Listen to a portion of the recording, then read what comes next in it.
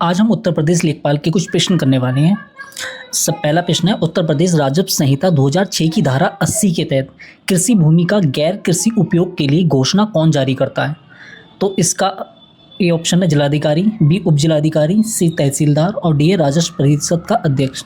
तो दोस्तों इसका अध्यक्ष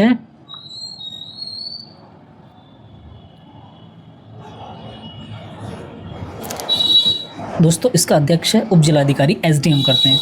कोशवानी पोर्टल, दूसरा प्रश्न है, कोशवानी पोर्टल का मुख्य कार्य उत्तर प्रदेश के किस विभाग से? दूसरा प्रश्न है, कोशवानी पोर्टल का मुख्य कार्य उत्तर प्रदेश के किस विभाग के संचालन में पारदर्शिता लाना है? ए कृषि विभाग, बी वित्त विभाग, सी गृह विभाग, डी पंचायती राज विभाग। तो इसका आंसर है दोस्तों बी वित्त विभाग।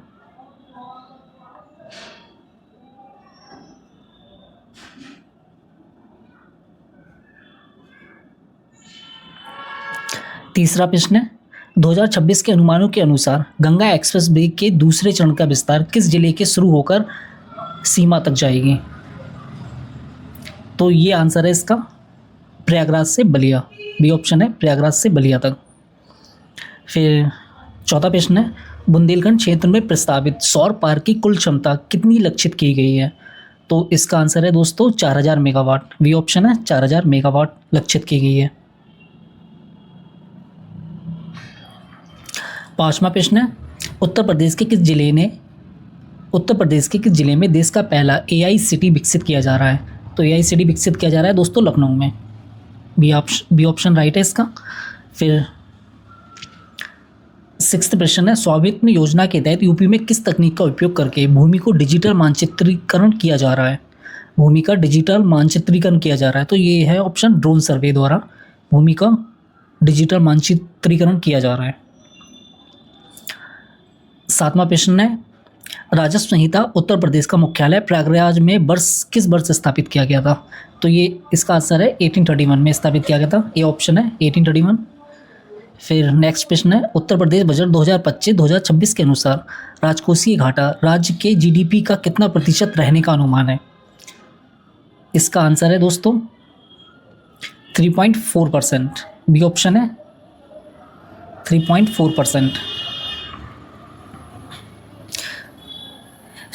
नवा प्रश्न है थोड़ा उसमें लेकिन पढ़ते हैं, सोनभद्र जिले में पाई जाने वाली अगरिया जनजाति का मुख्य पारंपरिक व्यवसाय क्या है? तो फिर से रिपीट करता हूँ क्वेश्चन को, सोनभद्र जिले में पाई जाने वाली अगरिया जनजाति का मुख्य पारंपरिक व्यवसाय क्या है? तो इनका है मुख्य व्यवसाय क्या है? लोहा पिघलाना, आयरन स्मेल्टिंग। जो अगरिया जनजाति है वो लोहा पिघलाने का मुख्य रूप से कार्य करती है, वही उनकी जीविका का साधन है। फिर नेक्स्ट प्रश्न है, उत्तर प्रदेश राजस्व संहिता 2006 के तहत आसामी के अधिकारों के हस्तांतरण पर क्या प्रतिबंध है? तो इसमें क्या प्रतिबंध है? इसका ऑप्शन है ए, वह अधिकार हस्तांतरित नहीं कर सकता है। इन पे 2006 के तहत आसामी लोग हैं, वे अपने अधिकार को हस्तांतरित नहीं कर सकते हैं। 11 प्रश्न है, उत्तर प्रदेश की किस नदी को नमामि गंगे योजना के तहत पुनर्जीवित करने के लिए वरुणा 80 गलियारा बनाया गया है? तो इसका है वाराणसी में, वरुणा दिया हुआ है तो वरुणा ही इसका आंसर है, वाराणसी में वरुणा नदी। 12वां प्रश्न है, ओडीओपी योजना के तहत मंजू शिल्प किस जिले का विशिष्ट उत्पाद है? मंजू शिल्प किस जिले का विशिष्ट उत्पाद है? तो मंजू शिल्प अमेठी का भी है, प्रयागराज का भी है, सुल्तानपुर का भी है। तो इसका आंसर हो जाएगा डी, उपरोक्त सभी। मथुरा रिफाइनरी में किस प्रकार की फ्रूट डिस्टिलेशन यूनिट सीडीयू स्थापित की गई, जो इसकी विशिष्टता है? मथुरा रिफाइनरी में किस प्रकार की फ्रूट डिस्टिलेशन यूनिट स्थापित की गई है? तो इसका आंसर क्या है दोस्तों? इसका है उच्च सल्फर प्रसंस्करण इकाई। 14 प्रश्न है, 1857 के विद्रोह में फैजाबाद से विद्रोही का नेतृत्व किसने किया था, जिन पर अंग्रेजों ने 50,000 का इनाम भी रखा था? तो कौन थे दोस्तों? ये थे फैजाबाद के मौलवी अहमदुल्ला शाह। 15 प्रश्न है, उत्तर प्रदेश के किस क्षेत्र में तांगिया कृषि पद्धति अपनाई जाती है? तो तांगिया कृषि पद्धति अपनाई जाती है तराई क्षेत्र के वन क्षेत्र में। नेक्स्ट प्रश्न है, उत्तर प्रदेश लोक सेवा प्राधिकरण की स्थापना किस वर्ष की गई थी? तो ये की गई थी उत्तर प्रदेश लोक सेवा प्राधिकरण की स्थापना 1976 में। B option.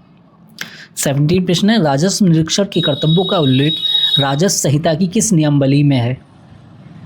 तो इसका राइट ऑप्शन है दोस्तों, ऑप्शन है भूलेख नियमावली में। 18 प्रश्न है, उत्तर प्रदेश में कृषि निर्यात 18 प्रश्न है, उत्तर प्रदेश में कृषि निर्यात नीति 2019 के तहत कितने कृषि नियम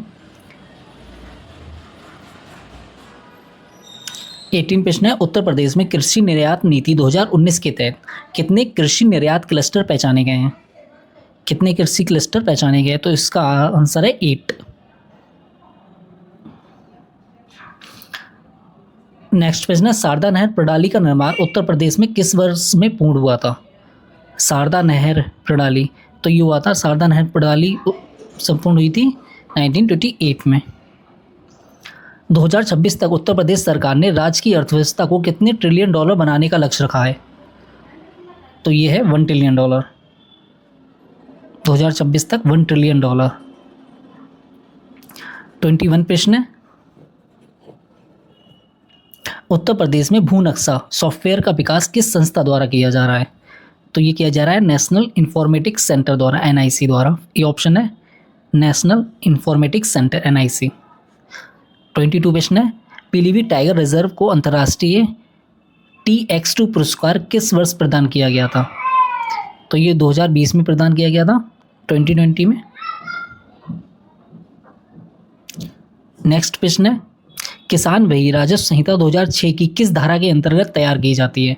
किसान वही किस धारा के अंतर्गत तैयार की जाती है? तो धारा 41 के तहत तैयार की जाती है। समग्र ग्राम विकास योजना के तहत उत्तर प्रदेश के कितने गांवों को आदर्श ग्राम बनाने का लक्ष्य 2026 तक का है? तो यह है करीब 1000 गांवों को आदर्श ग्राम बनाने का लक्ष्य रखा गया है, करीब 1000 गांवों को। नेक्स्ट प्रश्न है, उत्तर प्रदेश के वाराणसी में निर्माणाधीन अंतर्राष्ट्रीय क्रिकेट स्टेडियम का डिज़ाइन किस विषय पर आधारित है? तो यह है भगवान शिव पर आधारित है, लॉर्ड शिव पर।